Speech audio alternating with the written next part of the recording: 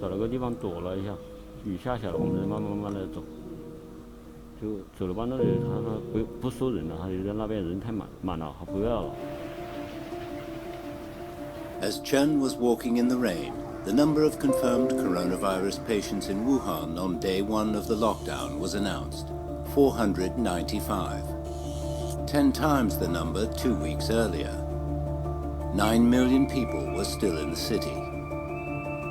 These authorities have traced a new deadly virus from the wildlife sold in this seafood market in Wuhan that was illegally selling wildlife. This seafood market was once believed to be the ground zero of the virus outbreak. Local authorities shut the market on January 1st, but the virus was already on the move. Dr. Zhao Zhigong was one of the first medical workers to face the virus in Wuhan. 对那个病人来说，他是从外地来的一名患者，发烧，有食欲下降，有咳嗽，然后同时他的 CT 当时在当地诊断了是肺炎。然后，但是我们就是拿当时的诊断标准，因为当时诊断标准第一条很重要，一定要有华南海鲜市场的接触史。Wild animals were blamed, but evidence already pointed to human-to-human transmission. 有人传人，是在2个地方。83-year-old epidemiologist Zhong Nanshan, regarded as a national hero during the 2002-2003 SARS crisis, broke the news to the public. 这个资料表示呢，它是肯定的有人传人。这个现在啊，绝大部分呢是来自于武汉或者去过武汉。所以现在呢，我的总的看法呢，就是没有特殊的情况呢，是不要去武汉啊。It alerted people across China while the situation in Wuhan deteriorated. 这个实际上是有些升级了啊，这个它的传染性呢，因为它的现在已经存在有人传人，同时医务人也有传染。Dr. Zhao's patient never visited the seafood market, but the virus was there anyway. 2 days later, it was confirmed, and Zhao was now infected. 回家休息，突然回家一休息，出现了畏寒，然后全身乏力，然后一量那个体温37.5度，我说完蛋了。More of Zhao's co-workers started to show symptoms. 像这样一个非保护的一个接触，这也是恰恰造成最终我们一组的医生护士全部被感染的原因之一。从那个时候开始，我们就知道这个疾病的传染性还是蛮高的。Wuhan's 38,000 licensed medical workers were stretched thin as the virus progressed. As people turned up at fever clinics, the city's health system was buckling under the strain. 忙不过来，从来没见过这种架势啊，这种阵势。一个病人后面跟着一排病人，一个圈的病人，看着就有一点绝望的感觉到不了头。24小时不停的，还是有就是打不完的病人。On the second day of the lockdown, work began on a new hospital. The new Huashanshan Hospital would have 1,000 beds specially designed to treat coronavirus patients. 我每天工作就是能够把事情能够往前面，就能够快的，就尽量让它快。But one new hospital was not enough. A second emergency hospital promising another 1,600 beds was planned. 尤其是奋战在防疫一线的白衣天使们，拜年！我们在这儿过年，你们却在帮我们过关。On Chinese New Year's Eve, a night for family reunions, more than 1,200 medical workers across China were drafted to aid Wuhan. On New Year's Day, President Xi Jinping chaired a meeting of the Politburo Standing Committee, stressing safety and health were the top priority, and containing the epidemic was the most important task.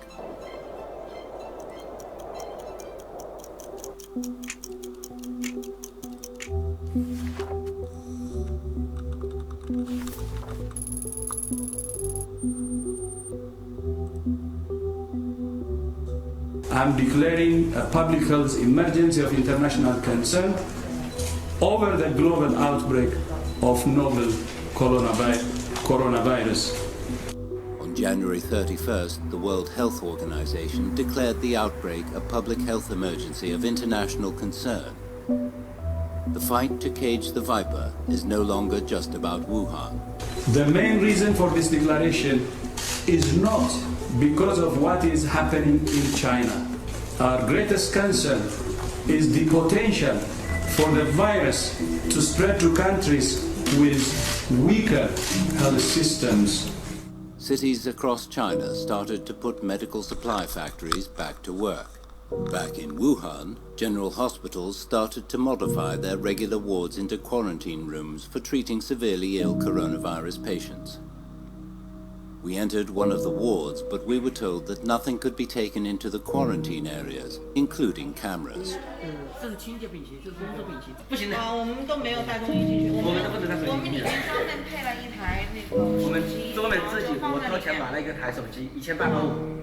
就我自己买了个新手机放在里面，那个手机是永远都不会拿出来的，除了这个疫情结束了以后，到时候我们把它裱起来，把它留作纪念。 The vice president of the hospital said that whatever goes inside needs to stay inside. Doctors and nurses have to wear 2 layers of protective suits, hand gloves, shoe covers, face masks and goggles before entering the special ward.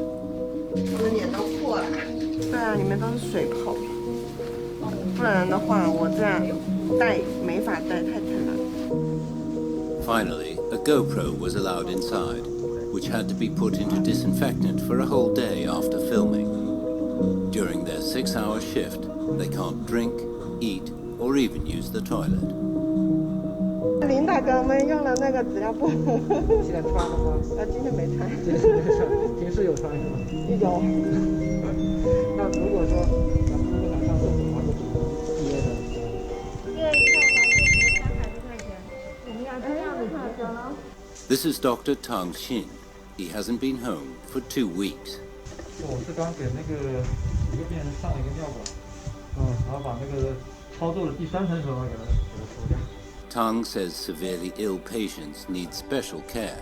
氧气不足，那么他的意识就不像刚开始那个病人，他们会有一些张望啊，或者是做一些无意识的活动。这时候你在上呼吸机或者做一些治疗的时候，你就会有很多困扰。 The bells of the patients haven't stopped ringing. Nurses have to rush to attend them all the time. 我们好多护士上了6个小时班出去之后自己吸氧，自己给他吸氧。吸氧。对。 When the shift ends, Dr. Tang Xin is finally able to take off his protective gear. He has a rash all over his body. 你工作的时候一直在忙，就也顾不上，反正就感觉没那么痒。对，洗完了以后。 把衣服脱完了以后洗。那要多久会消呢？可能要休息，就是6到8个小时吧。To keep up with the workload, medical workers need to eat more. 不够吃零食。他们，我跟你讲，我们科室的男生比我们饭量还小，那2口就饱了，像个猫。现在女生很能吃的。对啊，你不能吃哪有力气啊？像我们就做事得靠力气，靠体力。有时候搬病人什么的，是吧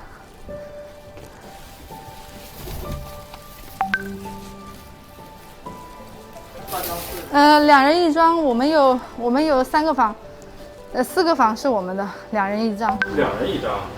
2人1张。这个那么窄？那就将就先睡了呗。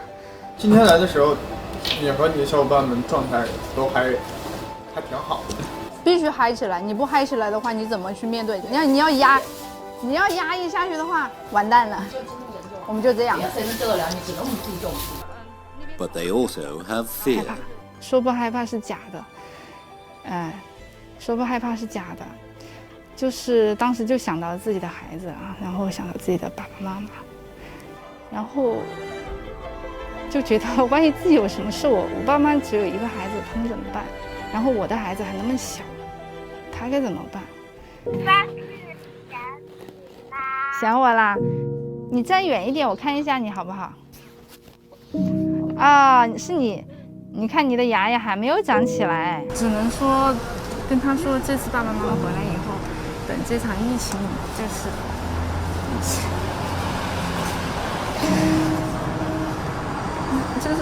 结束以后的话，就是想带他出去玩，都可以跟他。好，行。对不起。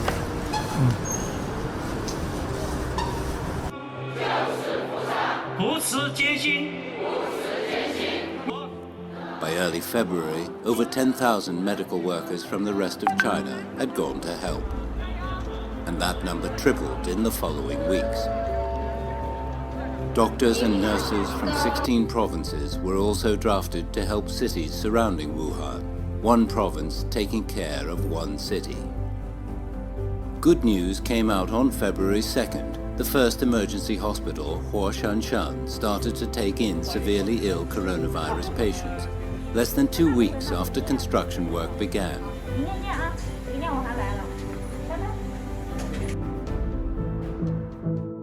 But a shortage of test kits was slowing the process of confirming cases, and there still weren't enough hospital beds. The city said it would send all confirmed patients to hospitals so that the majority of the 9 million people in lockdown could be safe. Many people with the virus were still out in the community. They needed to be separated to stop the virus spreading. 他原来是跟他爱人一起住，但是说有的人他们就隔离开了，他一个人住。喂，师傅，我是社区的。 57-year-old Wei Qingwei tested positive for coronavirus pneumonia on January 25th.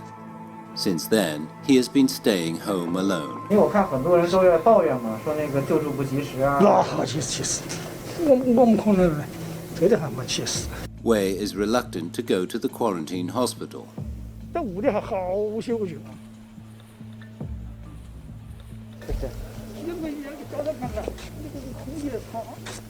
Because of the shortage of ambulances, the local police send a van to take Mr. Wei to the hospital. After a 15-minute drive, Wei arrives at a quarantine center for non-severe patients. His anxiety eases when he opens his lunchbox at the hospital.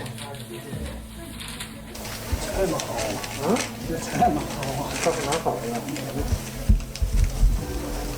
比家里面做的要好吧？跟家里面菜比，跟自己做的比呢？家里我一般开烟灶，拿那个开了就是，我自己可我也不，自己煮东西。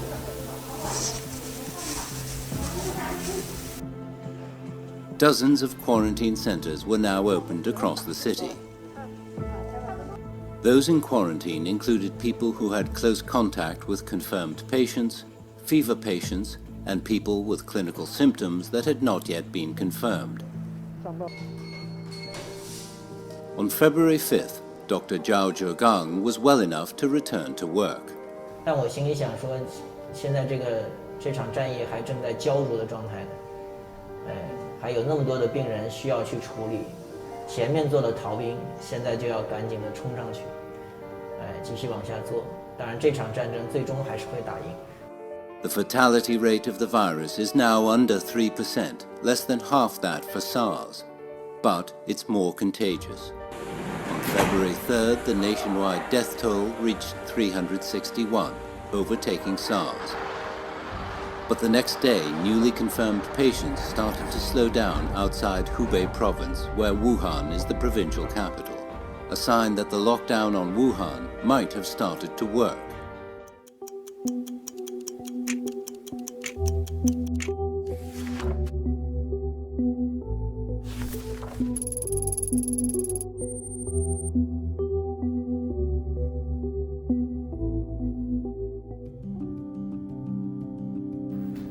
By the third week of the lockdown, over 10,000 cases were confirmed, and tens of thousands more were suspected in Wuhan. But fewer than 200 hospital beds were available. The government decided to convert public buildings, such as stadiums and convention centers, into temporary hospitals. The first 3 offered more than 4,000 beds. 我们在酒店隔离，不可能核酸试剂检查什么的，不可能做的那么及时，所以我们不可能实时的知道我们的情况。25-year-old Ms. Shen was transferred to a temporary hospital from a hotel that had been turned into a quarantine center. The temporary hospitals only take in patients with mild symptoms. Patients admitted can basically take care of themselves. This woman is waiting in line to fetch some hot water. 这里生活方便吗？还可以，还可以。都要相互理解一下。上厕所方便吗？还可以吧，就排队嘛。排队上厕所要排队都排多长时间呀？上厕所一般的还好，时间很短。就是打水的时候有点困难。Because of similar protective suits, a patient mistakes a CGTN reporter for his doctor. 特别感谢你们啊！好，我不是大夫啊，我是记者，你要感谢他们。Mr. Ye is a Muslim from Qinghai province. He was infected during a trip to Wuhan.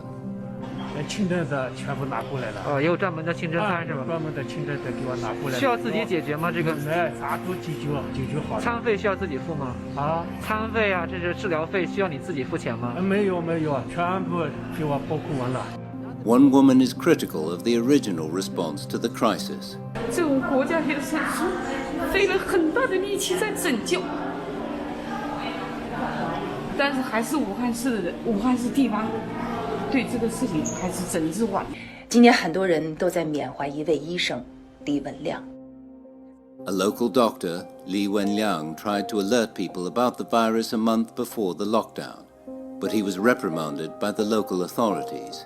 Then he too became sick. CGTN reached out to him, but he was already severely ill with the coronavirus. But that day never came. On February 7th, Li passed away.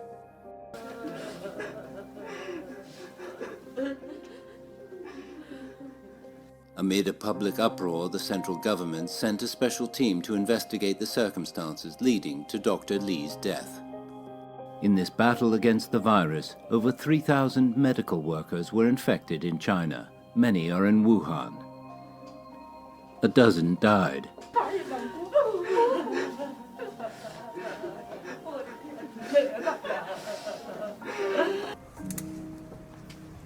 As doctors and nurses risk their lives in the wards, residents in Wuhan are doing their part to pull the city together. Gloves and protective suits have been donated from across China and even from overseas. Distributing them is a challenge. But here comes Wu Yang, a mother of two and an owner of a local spa, and also a volunteer. 我们找那个郝主任，他是在前面嘛，那个收物资的地方。好，谢谢。然后我们现在已经从4号门准备进来右拐了，您这边有人收货吗？好，哎，好，谢谢您，好，再见。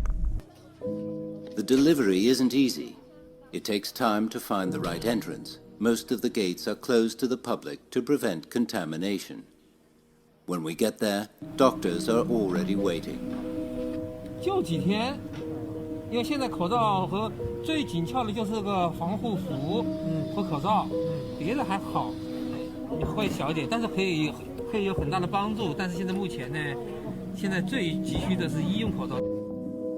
Wu's delivery is of 2,400 such medical masks. Very hard to get now. Not all volunteers' families are happy about what they are doing.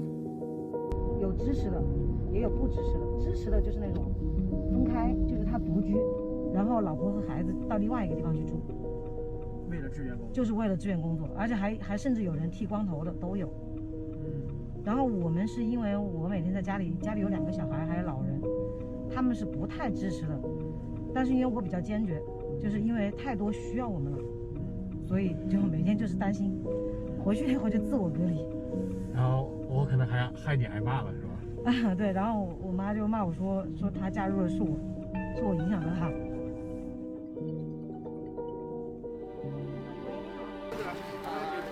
Couriers are essential in this crisis. We meet some of them who are delivering medical equipment.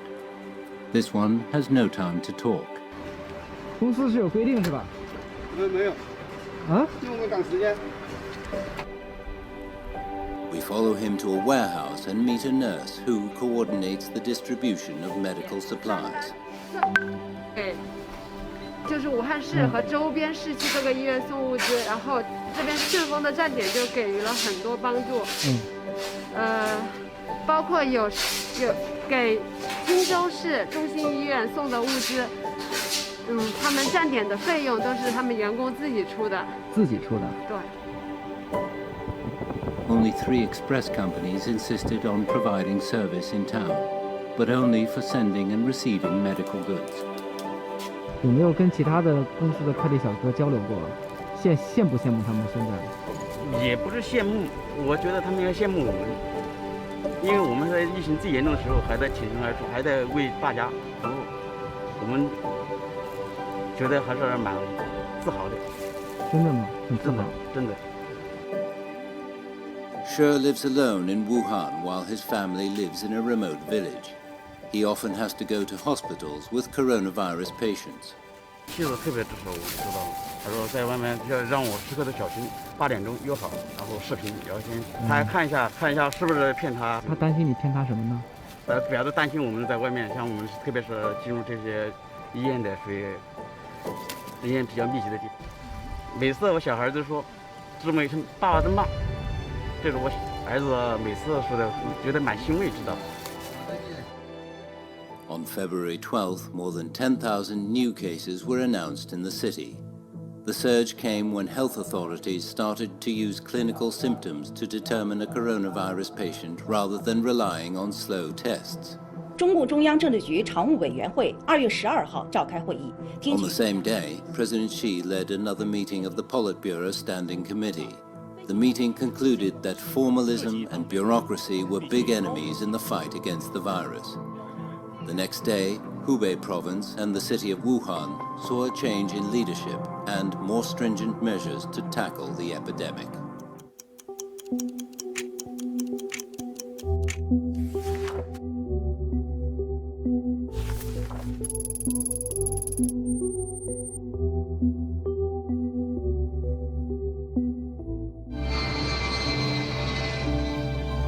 More help arrived. Another 1,400 military medics were sent to Wuhan on February 13th. 11 military aircraft brought medical teams and supplies. It's the first time that China's Y-20 transport plane is taking part in an operation outside of military drills. 这次我们医疗队抽的是精兵强将，重症、呼吸、传染、防疫。今天我们都是武汉人。 By now, more than 30,000 medical workers had been sent to Wuhan from 29 provinces and regions. Production of protective gear was also picking up. Hubei province can now get over 300,000 N95 medical masks per day, up from 35,000 per day in late January. On February 17th, Wuhan said the city was finally able to quarantine all people who might spread the virus. How did they do it? Walking, knocking, and more knocking. 你好，今天一天都得把这一整层都敲完。我昨天这个同学手都敲红红，手都敲红。对啊，昨天我手。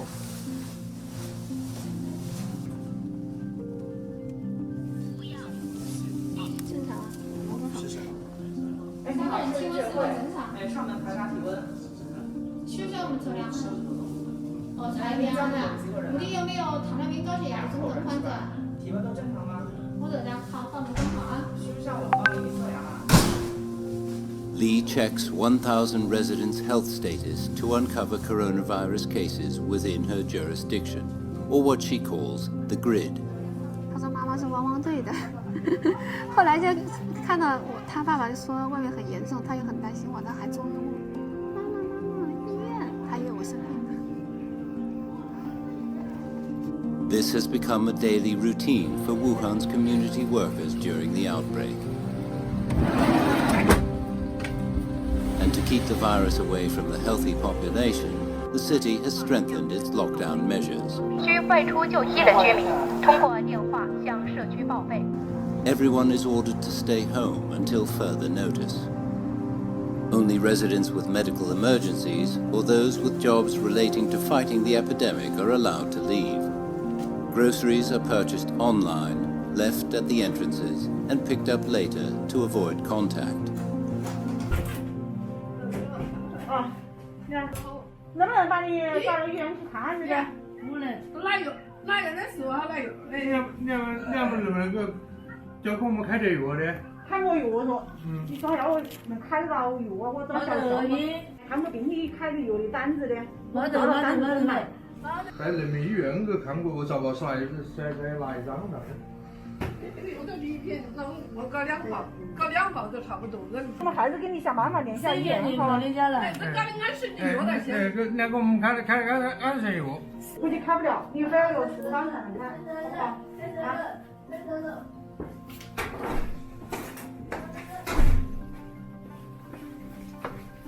就是这样的，然后你说送上去，他说不去，他没病。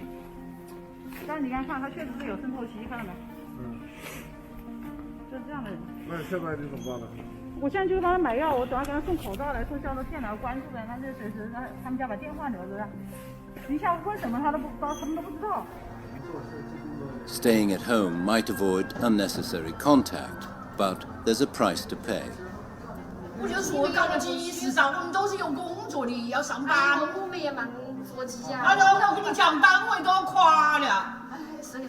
搞了你妈这个紧搞么事的？3天6天14天20几天。Nevertheless, demobilizing people in Wuhan is key to cutting off paths for the virus to spread.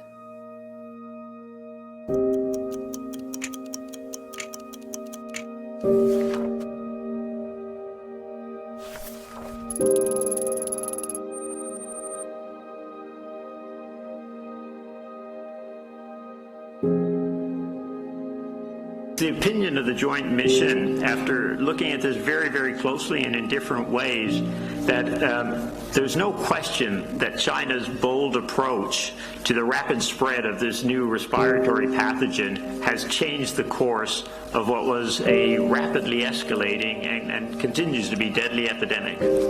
And I just thought it's so important that we recognize that to the people of Wuhan, it is recognized, the world's in your debt, and when this disease finishes, hopefully we'll have a chance to thank the people of Wuhan for the role that they've played in it, because many of us, many other people here have suffered, but the people of that city have gone through an extraordinary period and they're still going through it.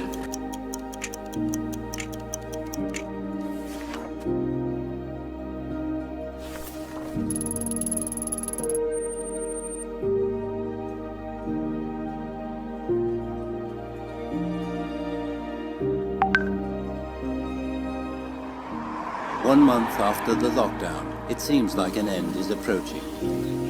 More and more provinces start to see no increase in confirmed cases. And in Wuhan, patients with coronavirus symptoms no longer need to wait for days for the nucleic acid test. The number of daily new cases is on the verge of dropping into double digits. Doctors and nurses can't relax, but the country is behind them. 各地对我们的这种资助，我们就是生活上的改善，人员上的改善，特别感激，是真心的感激。就是之前就以为就是我们自己，对武汉的这种这样的，然后其实就知道其实不是一个人在战斗，全国人民都在支持我们。我相信这次疫情给每个人都会留下一个深刻的记忆。The battle isn't over, but people are now looking ahead to the day when love and life can resume. 我说潘多拉的盒子已经打开了，然后灾难、恐惧、疾病这些都跳出来了，然后但是这个盒子里面最后的一样东西，就是我们看这个希腊神话里面他说的，就是希望。只要希望还在，那么之前的所有这些都不会是问题。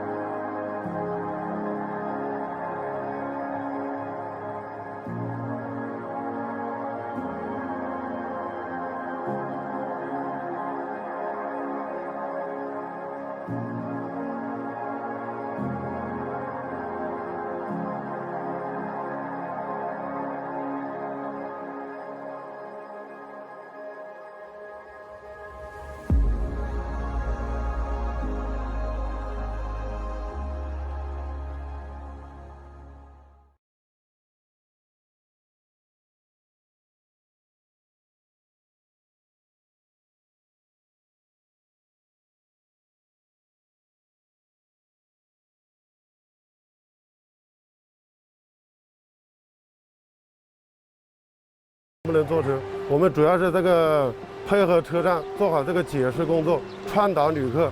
大过年的嘛，都是跟家人团圆的这个日子，他们因为这个疫情的原因嘛，不能回家。当时心情也是比较沉重，因为这个发生在我们这个身边，发生在武汉嘛。The outbreak has forced increased security measures. Steel railings at the entrances, daily police patrols, and surveillance cameras inside and outside the station. 汉口车站作为华中地区的话，最大的这个客运站，往年像在春运期间到访旅客是30万人次以上，但是今年因为这个疫情的原因吧，这个1月23号车站封闭之后就没有旅客这个进站了。我们主要的任务就是这个疫情物资的转运工作。运过来的这些口罩啊、医用的这些防护服啊之类的东西会到这里到达，我们就会组织民警和这个车站的工作人员去帮忙这个转运物资。到达的旅客都比较少，都是一些到武汉来增援的这个医护人员。因为武汉的这个疫情吧，把这个全国的这个医护人员呢都集中到武汉来增援了。Deputy Director Li says 76 supply trips have been made, with a total of more than 17,000 pieces of gear brought into the city. 印象深刻的就是2月19号，就是有一位荆州的3岁半的小女孩，就是因患那个障碍性贫血急需药品，后来经了解，只有这个湖北武汉的这个协和医院有这个药品卖，就要从我们汉口联系车要车递到荆州。当时我们得到这个指令之后，立即与志愿者取得联系，因为他当时在协和医院在购买那个药品的。当天最后一班车就是下午15点55分是最后一班车开往这个荆州的车。志愿者就是在15点48分左右把这个药品拿到了这个汉口火车站来了。当时时间比较紧，跑过去的话估计赶不上，就用我们这个广场的巡逻车直接把它开到站台去。当时车站广播就已经播了，就是准备要关门了，就是立即与那个车长取得联系，就是要求把这个药品带到荆州。这个药是相当于是救命的药，车长都还比较理解，就是把这个药品接了之后，用最快的速度送到这个患者的身边。只要我们职责范围内的吧，我们都尽量的跟他去协调解决这个事情。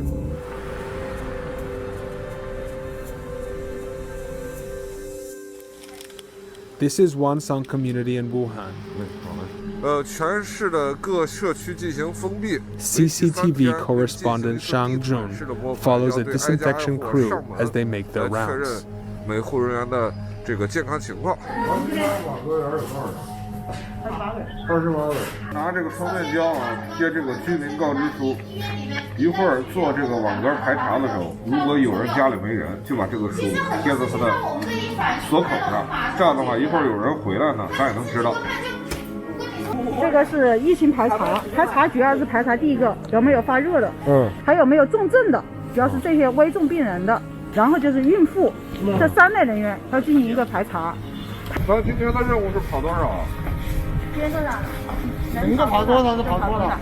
这么多，这个小区一共有87个单元。就让爬呀！我就这么爬是吧？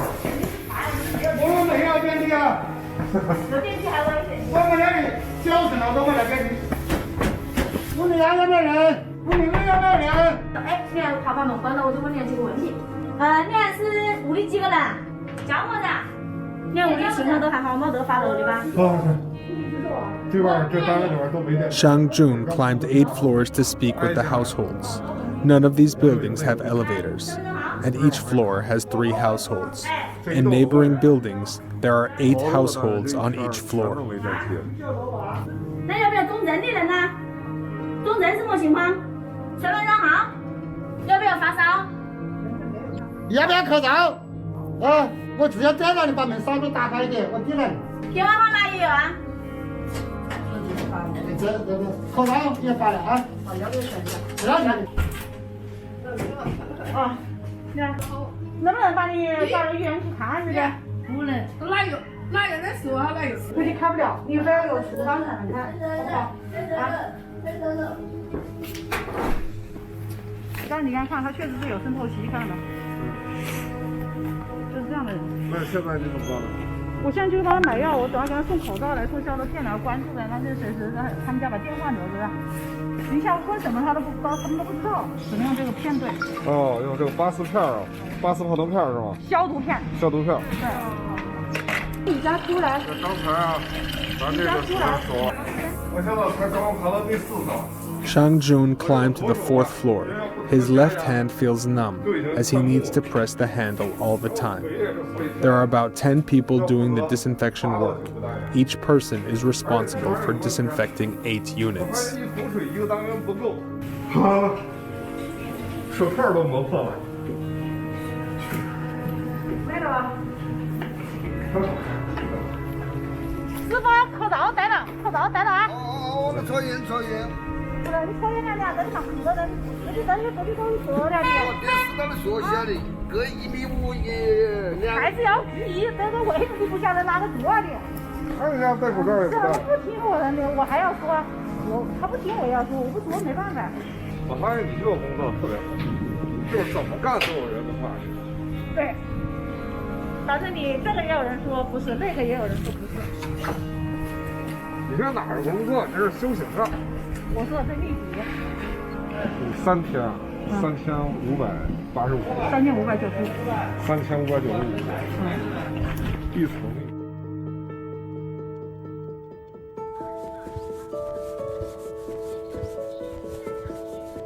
CCTV correspondent Dong Xian and survivor Liu Meng go back to the hospital where Leo was treated.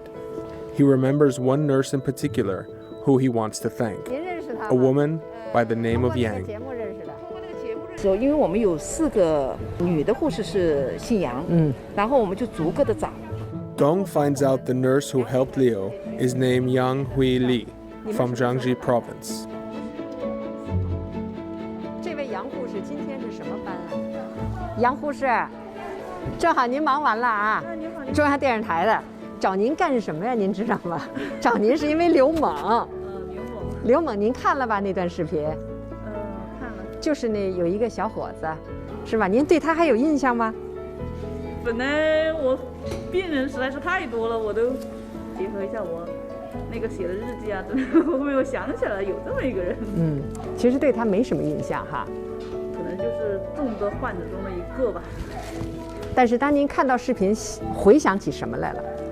本身我感觉这个小伙子是充满那种正能量的，然后就记得很深刻，然后所以就在我自己的日记本上啊就写了。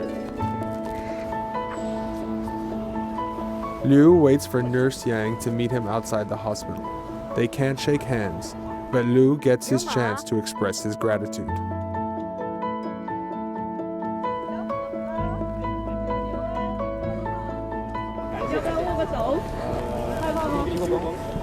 不用，我恭喜你，你出来说没来送你，不好意思。也是感谢。不用谢，真的不用谢。虽然你们做的是很平凡的事情啊，我也是有时候会回想起来，但是这个平凡的事情，平凡但折射出的是伟大，你们是很伟大的，很伟大。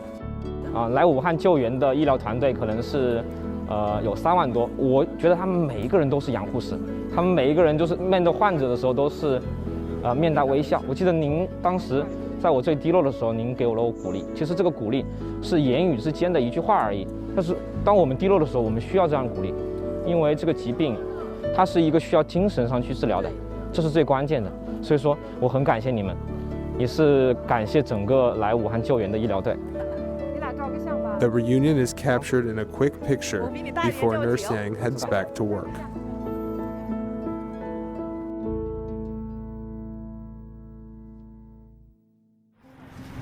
一份洗手餐啊，中辣一份，对，除了南瓜，其他都行啊。好。2 to 3 p.m. is lunchtime for Lao Ji. The spicy hot pot snack shop, which is still open for business, prepares 10 yuan, or roughly $1.50 meals for delivery riders. 对，其实我在这儿吃饭，楼上有下餐桌，这就是我餐桌，然后餐椅，哎，就这样。我是没那个本事躺着睡觉，他们有的有本事能躺在那儿睡觉。就这样嘛，你把大架子支起来，然后就这样把脚伸到这上面来，然后这样躺着睡觉。还能躺在车上睡觉？是，我是没那本事，没学会。Liu Zhu is a psychological consultant. Her team launched an aid program called We Are With You. Her team have found a common theme in their cases: anxiety among the people seeking help. 那我们怎么样去看我自己到底是一个生理上的问题，还是一个心理上的问题呢？那就是你自己感受一下，如果你在玩游戏，你在和同学聊天，你在专注的做另外事情的时候，这些症状是不是缓解了？如果它缓解了，那么很有可能这是你的一个心理反应，而不是你本身生理上出了问题。The medical workers, patients, and their families have gone through trauma and might need treatment. 他是用隔离这样的一种自我防御，他要把自己从这个灾难当中抽离出来。我看到什么，我不细想，我不深想。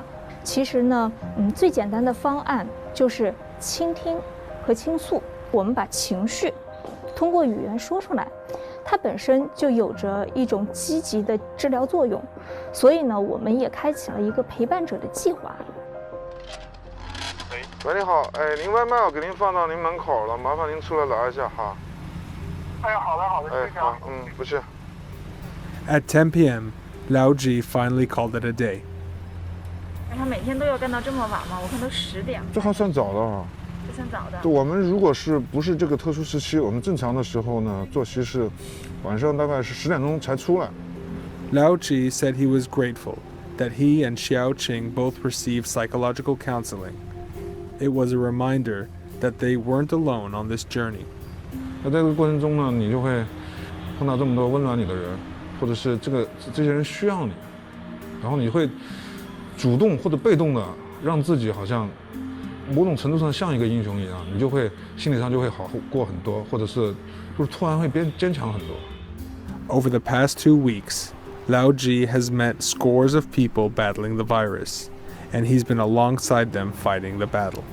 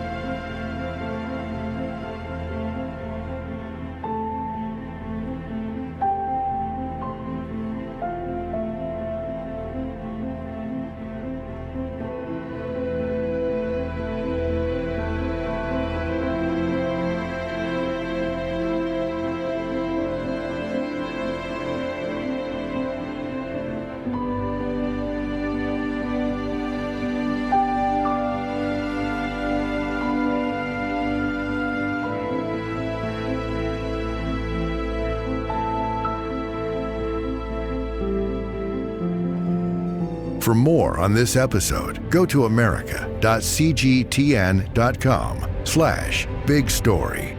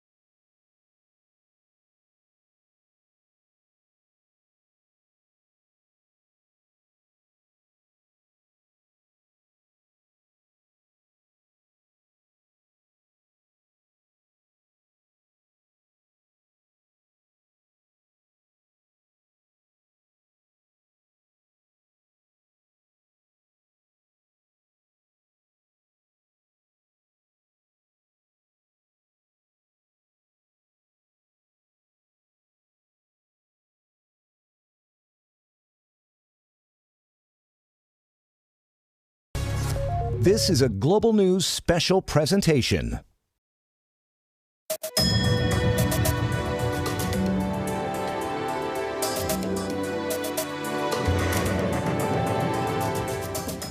Good evening and welcome to our special Global BC COVID-19 Town Hall, navigating the COVID-19 crisis. And for the next hour, we will be taking your questions and asking them of some of those spearheading the province's response to the pandemic. That's right. Many questions were submitted online beforehand, but we're also on Global BC Facebook Live, where you can send in questions for about the next hour or so. So we'd like to welcome right now Provincial Health Officer Dr. Bonnie Henry and BC's Health Minister Adrian Dix, joining us now live from Vancouver. Thanks for doing this.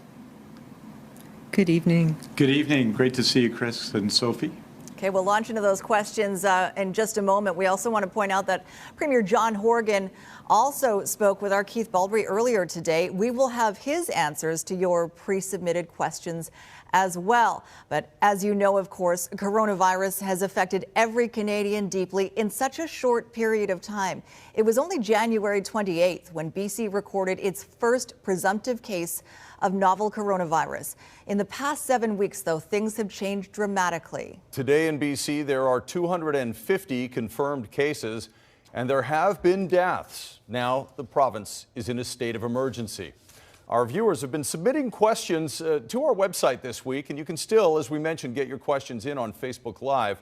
So I want to encourage both of you, Dr. Henry and Minister Dix, to answer once we get moving here. So let's get started with some of the most popular questions that come up over and over again from folks. And we're going to get into some very specific health-related questions in just a sec, but we want to start with a question that has been coming at us a lot today, Minister Dix and Dr. Henry, and that is why not take more stringent measures? We've seen what's happening in places like Italy, cities like San Francisco in lockdown. Is it time for us to take more drastic action now? Well, I actually think we're taking very drastic action. It's a challenge to get it right, and we'll never get it right. I think we've taken some very dramatic actions just really within the last few days. It takes a little bit of time for people to understand what that is and to understand what it means. And we're seeing that transition, that realization of how important these measures are. So we have to find a balance of making sure that we do allow essential services and goods to be coming back and forth to support us, to be able to take these measures. And we'll be watching it carefully. So clearly there are additional things that we can take if we need to. But right now, really what we need is for everybody to do their part around the social distancing, around physical separation, and as we've been talking about, making that social connection still.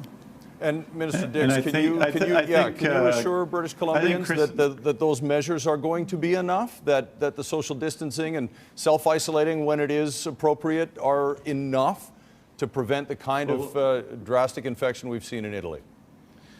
I think what you're seeing is the preparations, first of all, the whole health system. I mean, on Monday, we made at least what was for me, a very dramatic decision, which was to cancel all non-urgent elective surgery. That's thousands of people's surgeries that, as you know, Chris, people have been waiting for. Many people in your audience tonight have been waiting for a long time. And why did we do that? We did that to free up hundreds of acute care beds so that we prepare, so that we're ready in advance for what might happen in the system. And that is, of course, a huge cost for people. There's a health consequence to not proceeding with surgery, but it's action that we had to take. And I think what we want to say tonight especially is that this isn't optional for people. This isn't a choice. We need people to take these steps. That means that if you've been outside the country, you must socially isolate for 14 days. You must stay at home and isolate yourself for 14 days.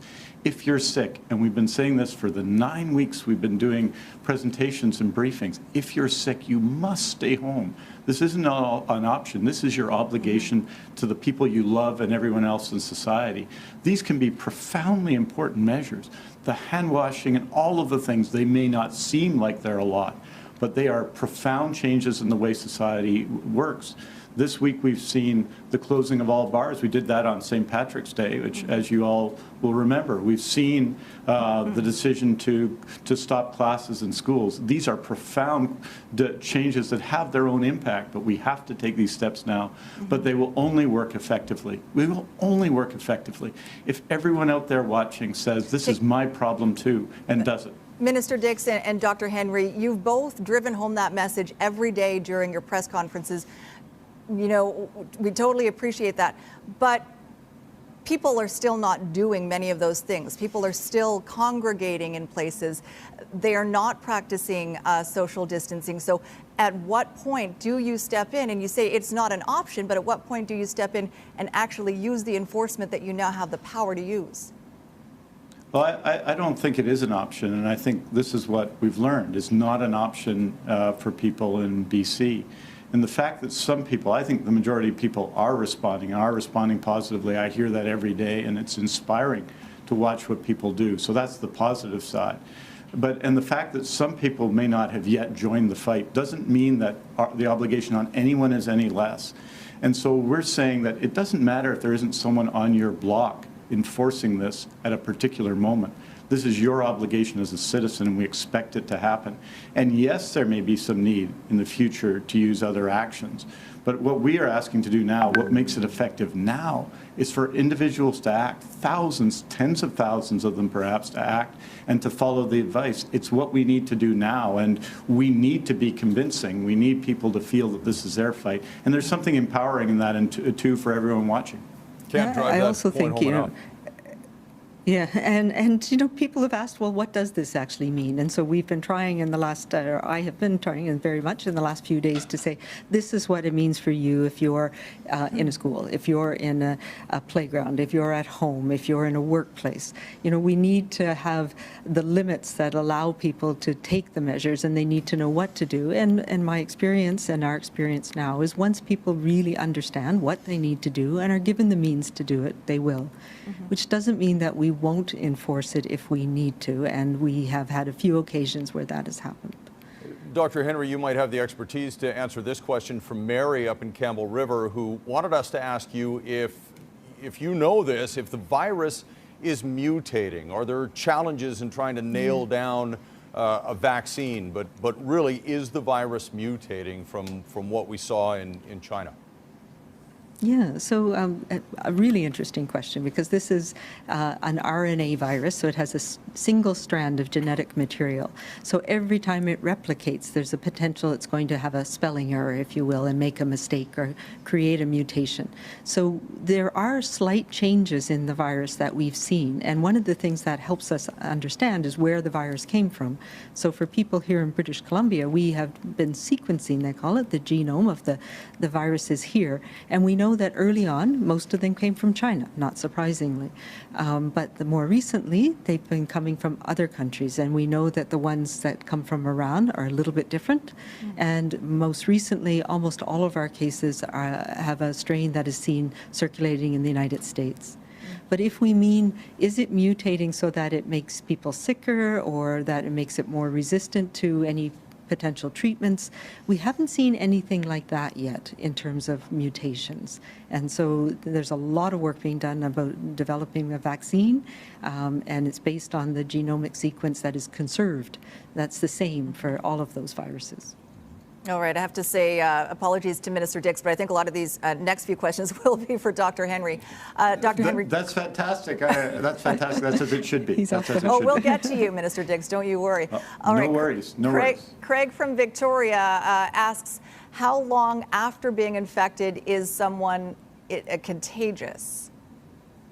Yeah, and that's one of the key questions that we've been trying to work out. And it's one of the things that we need to know when a new virus arises.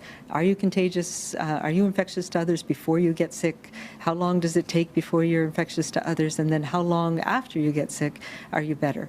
So right now, what we have been using is the criteria that was developed in China that if you are sick, even if you have mild disease, we are waiting till your symptoms get better. and that you have to have 2 negative tests before we can say, okay, we're sure you're not infectious to others. Now we're seeing some studies that come out, particularly one in Germany very recently, that showed that you couldn't find live virus from somebody after about 8 days after the symptoms started. So this is people who had mild disease. It's a little bit different if you've had very severe disease and in hospital, and you can actually be infectious for quite a bit longer. But for people with mild disease, which is most people, we know that about 80% of people have a mild illness, and we're seeing that here in BC as well. So we've been looking at these studies that have been done, and the virus, so the test that we have right now looks for pieces of the RNA, the genetic material, but that can be in your body for a long period of time. Doesn't mean that that virus is actually live still and can infect somebody else. So now we're seeing probably about 8 to 10 days after your symptoms started. If you have the mild disease, you're probably not infectious to others anymore. So for most people with a mild illness, and now we're saying if you're somebody who's traveled and come back to Canada, you need to self-isolate, you need to stay at home for those 14 days. If you have a mild illness in between there, you're not infectious 10 days after that illness started. Okay, we've got another one from Campbell River, this from a woman named September. And she asks, how long does the virus live on hard surfaces? A lot of people wondering about how and when to clean, but how long does the virus live on hard surfaces? Well, a lot of stuff has come out about that recently as well, and it can be hours to maybe a day, depending on the surface. So it depends on all kinds of stuff, how much fluid it's in, so how big a droplet there is, what the surface is, if it's cloth or if it's steel, what the temperature is, what the humidity is. So the bottom line is probably a few hours, maybe. And that's why it's so important to clean those high-touch areas really frequently. And if there's, in hospitals, for example, we do that very fastidiously, frequently. But in most places, if there's somebody who's sick, you want to clean those areas around them with regular household cleaners. That's the other nice thing about this virus. It has what we call an envelope, so it makes it very susceptible to just routine household cleaners or a 1 in 10 bleach solution.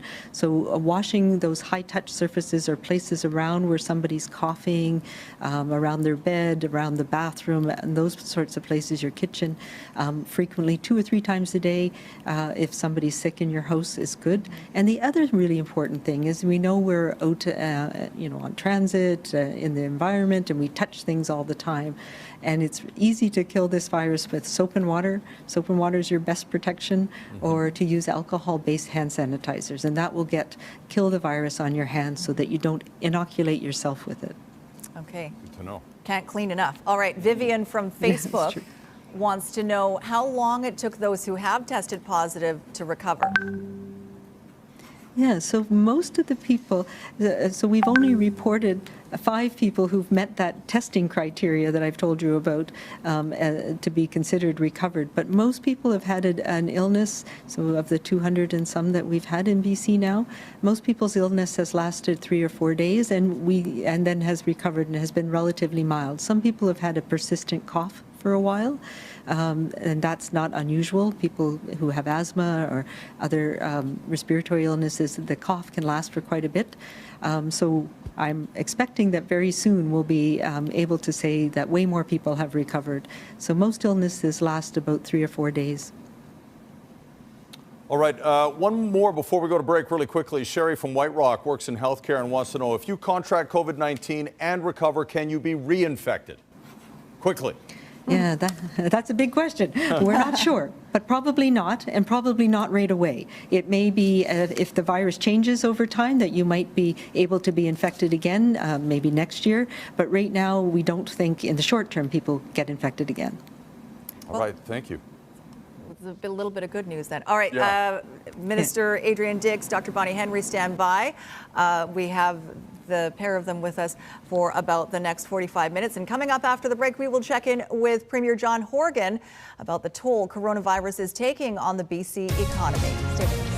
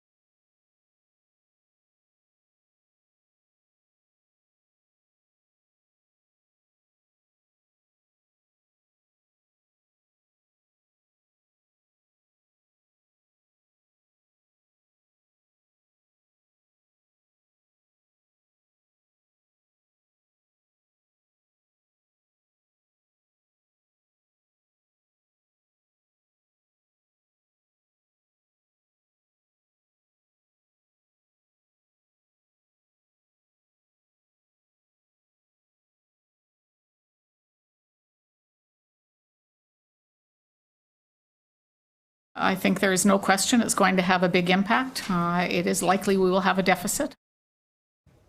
Well, COVID-19 has caused havoc on the stock market, and interest rates are being slashed to incredible lows. The loonie now below 70 cents US, and iconic Canadian retailers are closing. Restaurants are closing as well, or going to take out only. Thousands of people are out of work. So what does all of this mean for BC's economy? Keith Baldry took your questions to the Premier in Victoria earlier today. Yes, I'm here in the Premier's office in Victoria with Premier John Horgan. Some of our viewers have sent us some questions, and I'm going to put them to the Premier right now. So thanks for doing this, Mr. Premier. Good to be here. So one of the questions we had from a number of viewers, worried about what they're seeing with the stock markets tumbling, all sorts of mayhem out there. Do you think we're headed inevitably towards a recession?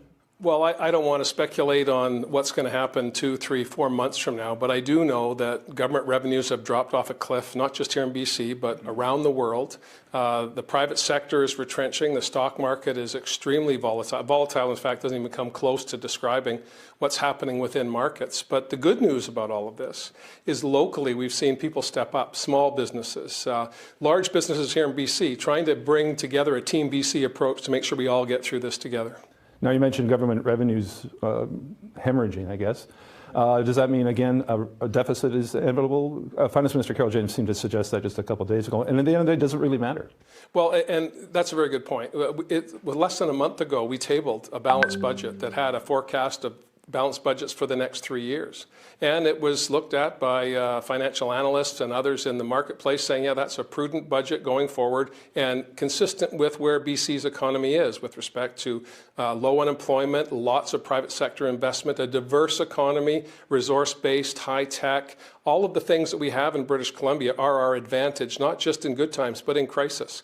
And so as we see revenues plummet, we also have to know that when we stimulate the activity to come back into play once this crisis passes, we're going to be in a pretty good place.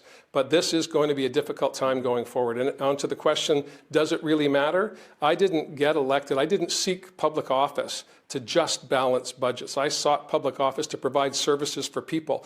At the end of the day, that's what governments are supposed to do. Pull away all the politics. Is the healthcare system working? Are my kids getting the quality education they need? Are my parents being cared for in their latter years? Those are the basic things that people expect from their governments, and we'll continue to deliver those services regardless of what the finances look like. Okay, well, one of our viewers, Mary Sue, who's been volunteering at the First United Church in the downtown east side for a number of years, has asked us to ask you, will there be relief for low-income earners if they have to go in self-isolation, self-quarantine? And also, is there any chance there'd be a ban or moratorium on evictions? Well, what we've been looking at is, of course, the federal package, which was announced yesterday. Minister James is working on the BC response to that, filling in the gaps, basically, that the federal government wasn't able to answer locally here in BC. And our priorities are going to be for the most vulnerable populations. And the questioner absolutely understands that the vulnerable populations in the downtown east side and other vulnerable populations across the province have to be a high priority. But in this instance, it's not just the vulnerable that are affected. It's low-end employees, middle-class employees, and in fact, small businesses that had been thriving up until now who are looking at serious cash flow challenges. So we're going to try and put together a package. We'll be announcing it on Monday that'll meet the needs of low-income and vulnerable populations, help the middle class, and also make sure that those businesses that are having significant cash flow problems are not going to have to close down because of this crisis. Now, another one of our viewers, Carla is her name, quite upset with what she's seen on our newscasts in terms of people hoarding and stockpiling and such. Is there any measures your government's going to take to prevent that and as well as price gouging? Yeah, these are, I'm with you on this, Carla. These are the sorts of things that raise the anger of regular folks. You know, what I've seen more than anything else over the past couple of weeks is the extraordinary good nature of Canadians and British Columbians helping each other and calling out people who are profiteering, calling out those people that are hoarding.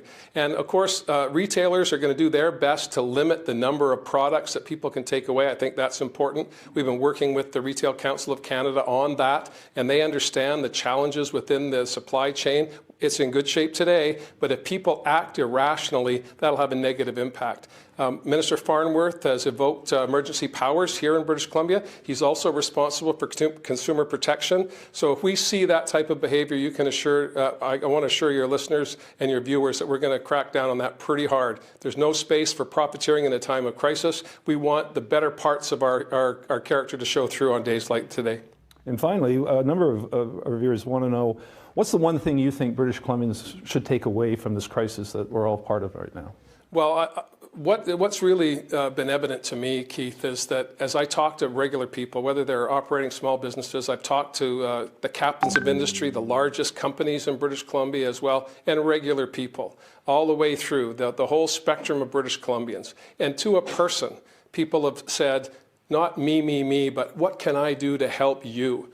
And it's inspiring as the leader of a government, whether it be the opposition parties working with us together to find a way forward, whether it's industry, labor, everybody, the not-for-profit sector, all of them saying, almost with one voice, thank goodness for the healthcare workers in British Columbia who are putting themselves at risk to make sure that the rest of us are safe. And that sense of gratitude and the good fortune of being British Columbians in a time of crisis. People are rallying together, and I'd like to focus on that rather than limited examples of bad behavior in BC and indeed across the country. I'm proud of what we've been able to accomplish as a people here in BC, and I know in the weeks ahead we're going to be counting on that to be even more prevalent in communities right across the province. Okay, well said, and I want to thank you for taking the time out to do this today. Chris and Sophie, throw it back to you. All right, Keith, thanks very much. Much more to come on our special edition of the News Hour here. When we come back, we'll be asking the health minister about how prepared our healthcare system is to deal with this crisis long term.